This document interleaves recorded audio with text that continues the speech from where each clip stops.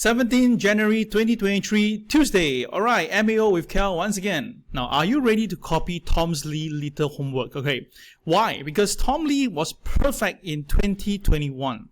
When he was so bullish in the market, whatever he touched on, the market just followed through. And of course, we have a very big bull market in 2021. But in 2022, he stayed pretty bullish. But the market cascaded downwards, all the way down by 20% for the Dow Jones, S&P, and the Nasdaq went down by almost 40%. So of course, definitely toward the last part of the year, many people were like pretty pissed off with his views, right? Okay, but nonetheless, if that very point right now, he is still holding on and he thinks that the market will be up by 20%. So are you ready to copy his homework? All right. So once again, disclaimer applied as usual, and thank you AIMS for the kind sponsorship.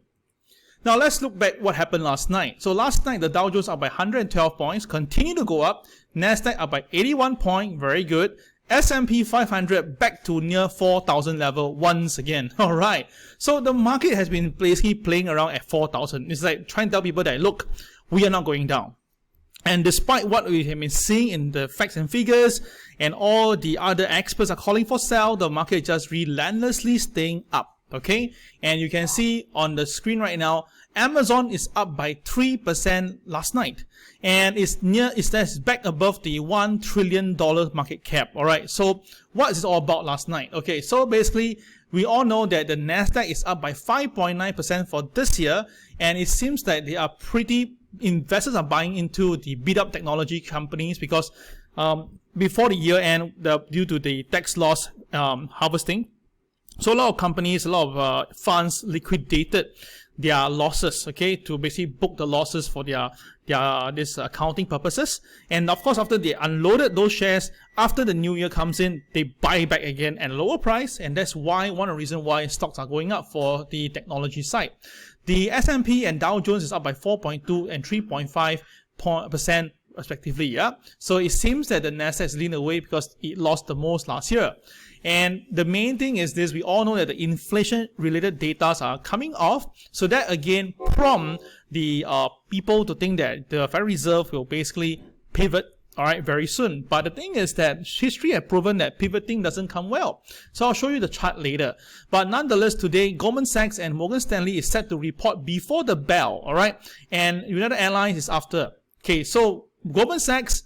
Well, we look at, all the earnings from the other companies, these investment banks like Citibank, JP Morgan, right? They did pretty okay. Well, Fargo. So likely Goldman Sachs and Morgan Stanley should be doing okay. But of course, Morgan Stanley likely will adjust and say that probably they're looking at a potential more than mild recession. So let's just see what happened. All right. And of course, now we have all the top tier elites at the World Economic Forum Summit in Davos. All right, and they're preparing to give their speech. And of course, this is a bit of a non-event, but then again in 2019 or 18, I can't remember which year, where someone came out and said certain things and saw the market actually shake. So let's see what's going to happen this time around. So one thing is that this is Amazon shares. Okay, let's take a look at Amazon right now. You can take a look. Okay, so Amazon, you can see that the share price, let me just get my thing up. Okay, here we go. Now Amazon, this is like A cycle, this is B cycle, and then they extrapolate all the way, and okay, this is actually B and this is actually C. Okay, my bad. Okay, so if you extrapolate this out, right, the market has a breakout. That's why the market went up. And I remember telling you, right, $82 is a very critical support level, which the market have touched and rebounded twice. Okay, this is where it's amen. And the volume, well, it crept up a little bit. So overall, it's good. Okay. The thing is, 102 should be the midterm resistance, and I feel that is where it's going to stop. Okay. So I believe that it's going to hit this point and then a pullback. All right. Now, recently, the buying is because a lot of fund managers, experts, big boys have been buying some Amazon, and they double down on it and tell people that this is going to go higher.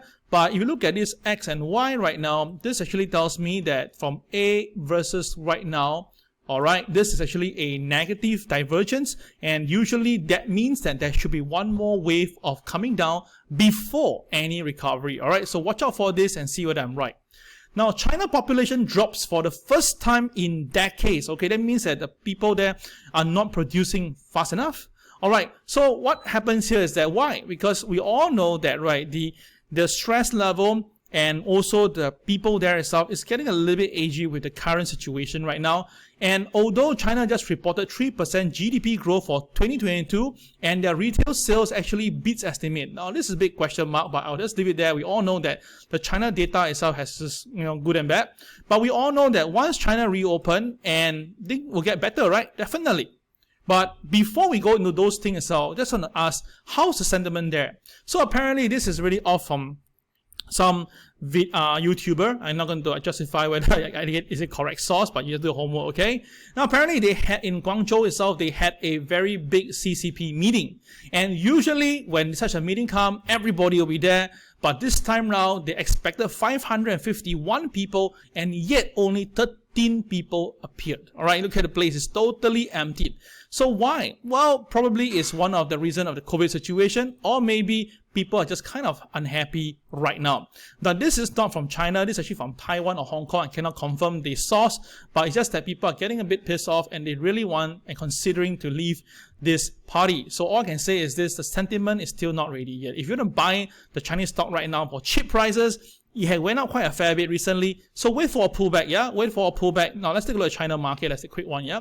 This is the China market, as you can see from here itself, from 13,000, it extracted all the way up to 14,000. Remember, I told you guys when market goes above 13,000, this is a psychological level. Once it goes above it, it's a buy. And the two moving averages, the MA200 and MA30, gave the confirmation, a golden crossover.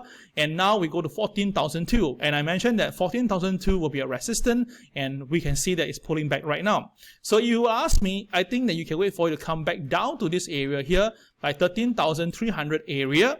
And if you stay support, then you go into buy. Because you've chased right now, you're buying at a peak. And of course, it's not really worth it. Okay? All right.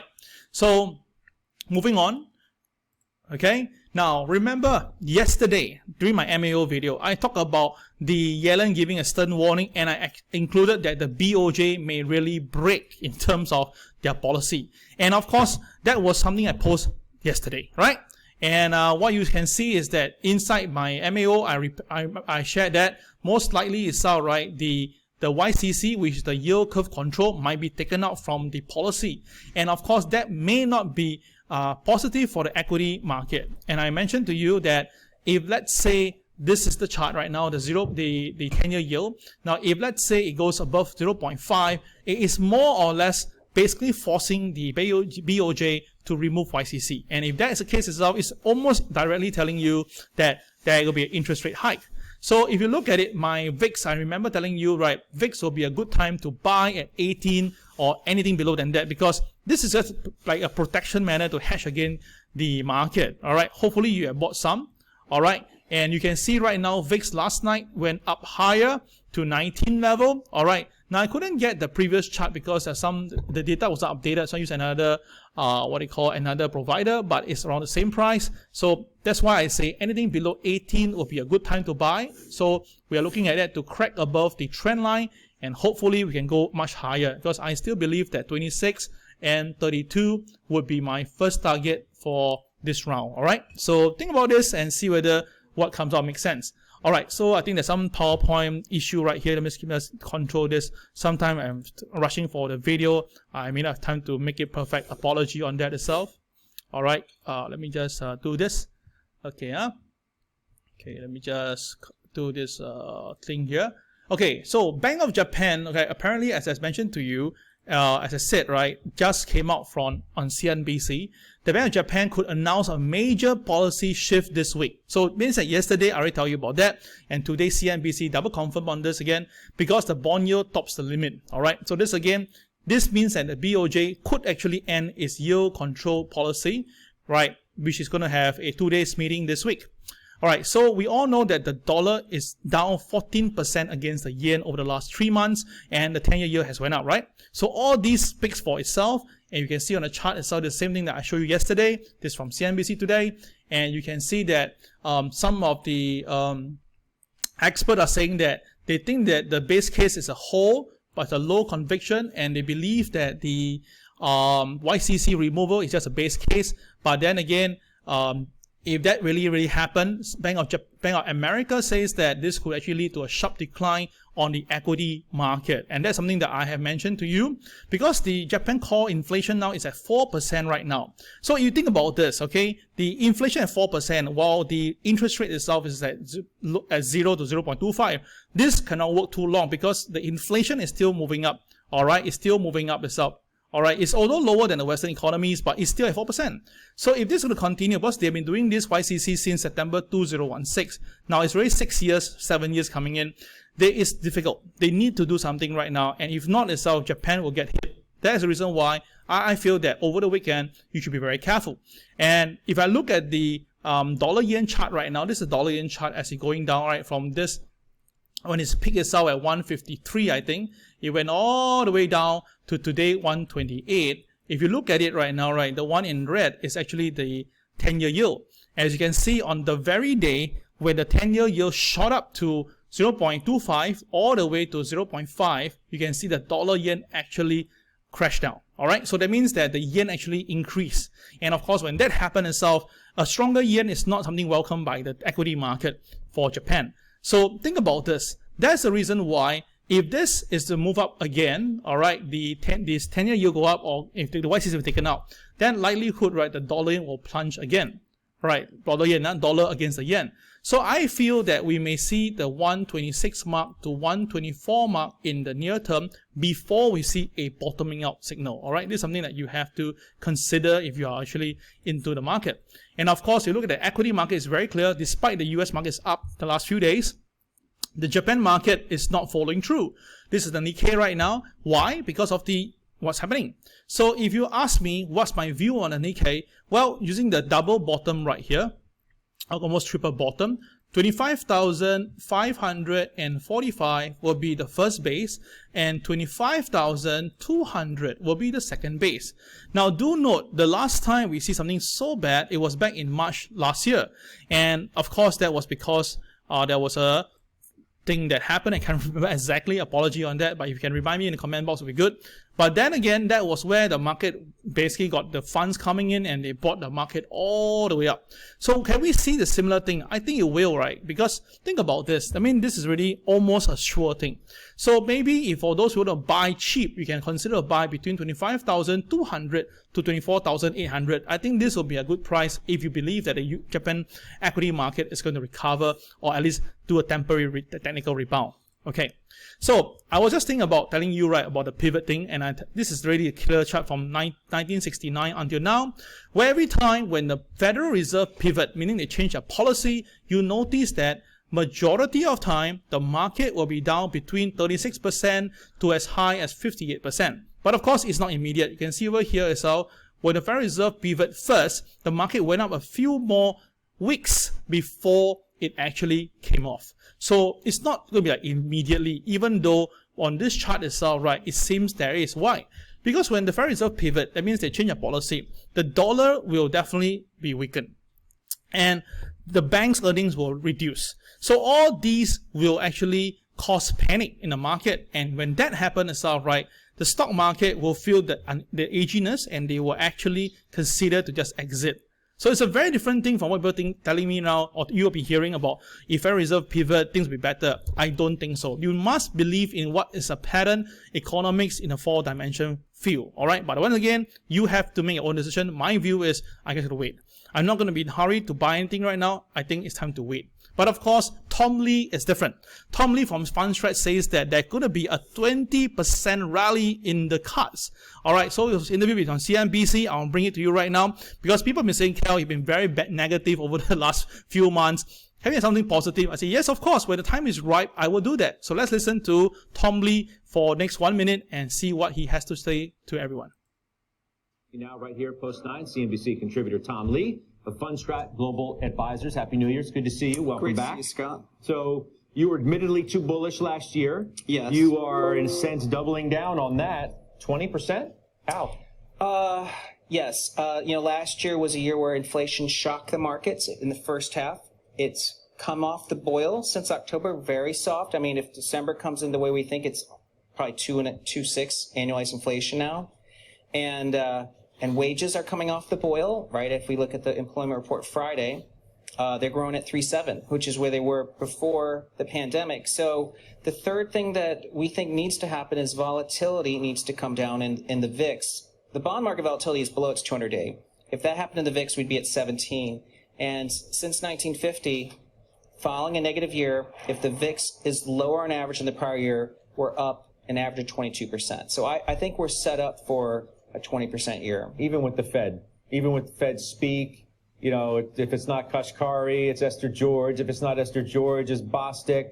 Just to make, you know, sure Bostic got his message across. He spoke late last week. He spoke again before the show today. I mean, these guys are talking, and women are talking tough.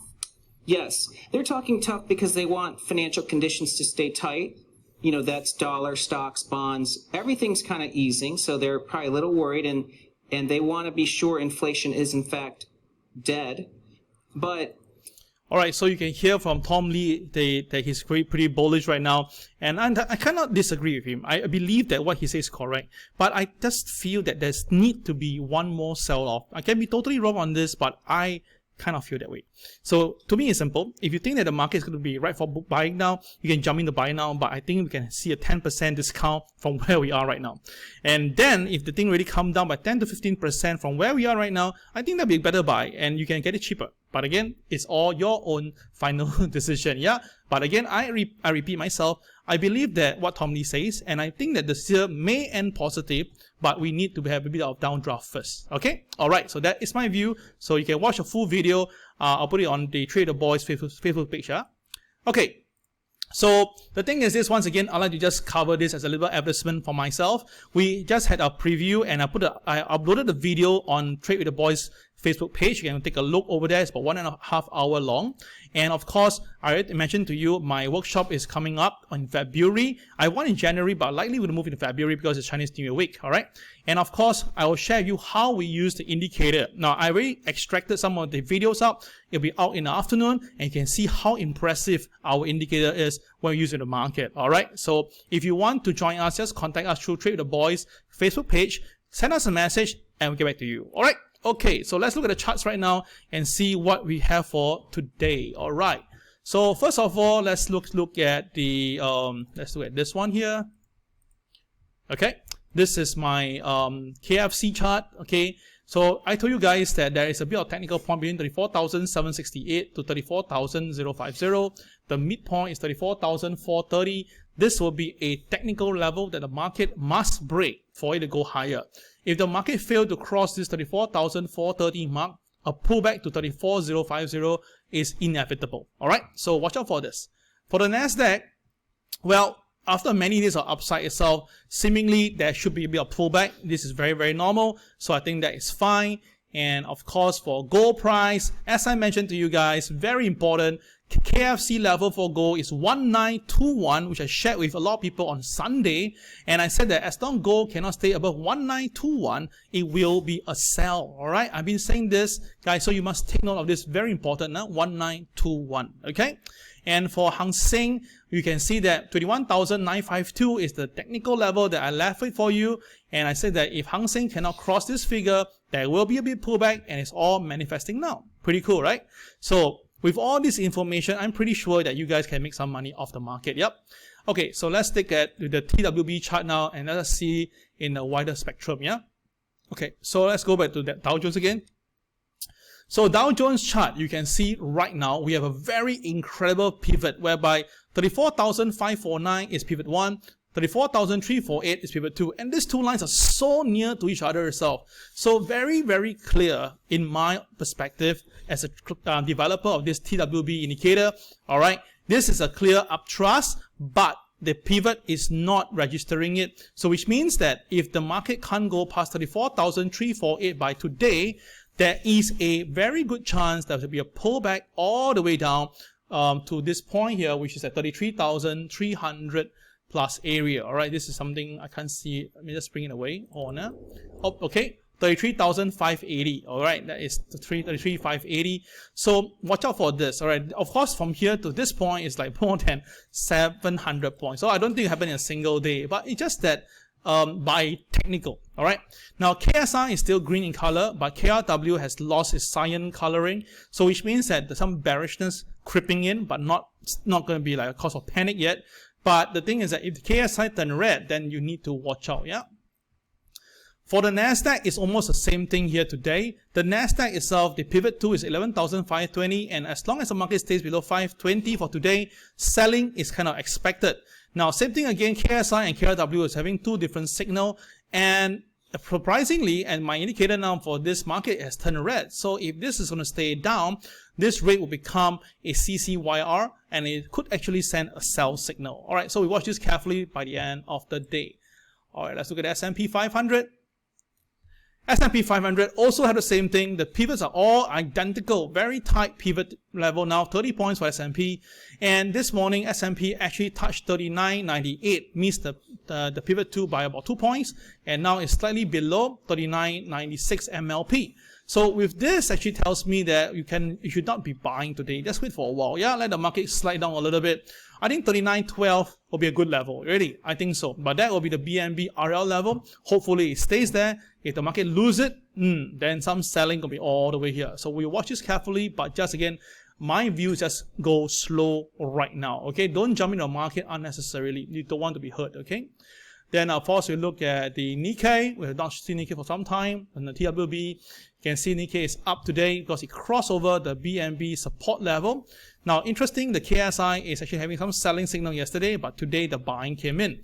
So all we need to do is just for the Nikkei, as long as it stays above the pivot 1, 26,085, we can see 26,298, the MA30 level. All right, so traders, watch out for this.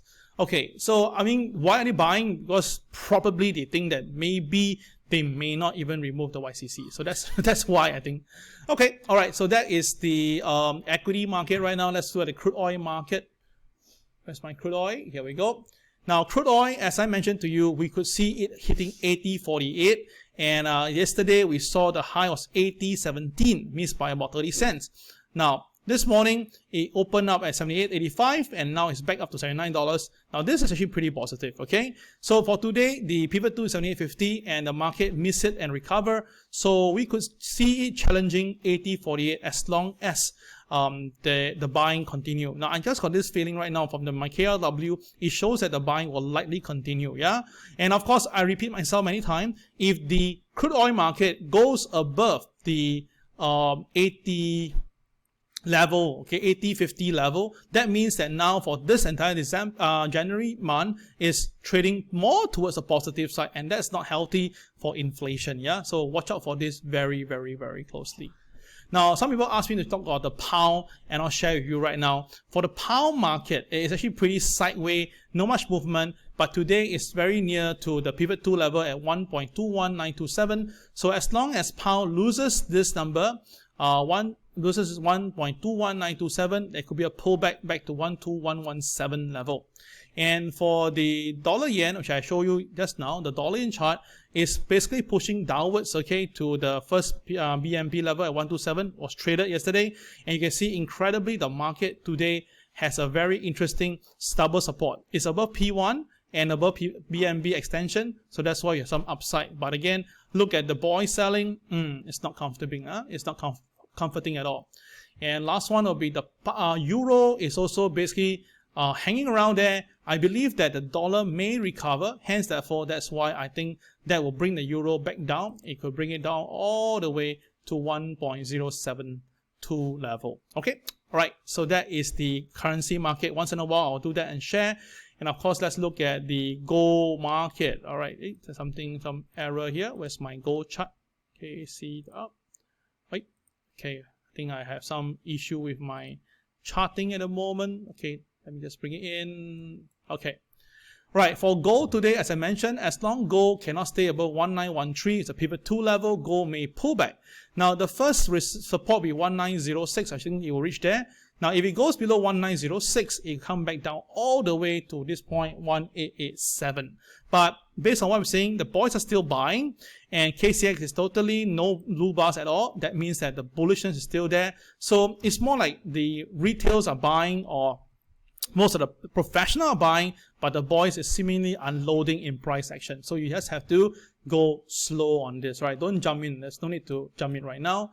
For silver, we have a doji directional day setup. So 24.23 is a very important level, which the market is trading slightly below right now.